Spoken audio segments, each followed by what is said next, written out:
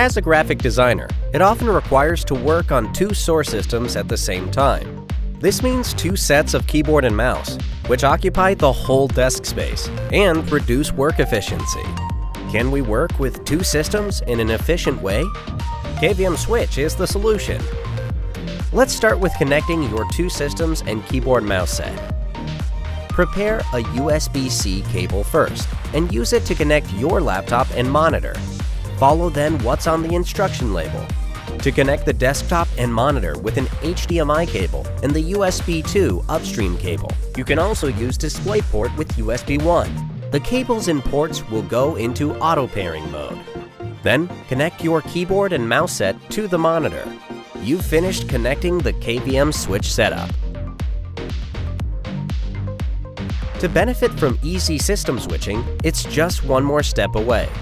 Use hotkey Puck G2. Click the hotkey at default and the monitor will show what's on the laptop. You can now use the keyboard and mouse set to control your laptop. Or use the OSD hotkey. Press the hotkey at the back of the monitor and the input signal menu will show up.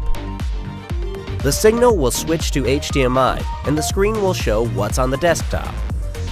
You can now use the keyboard and mouse set to control your desktop.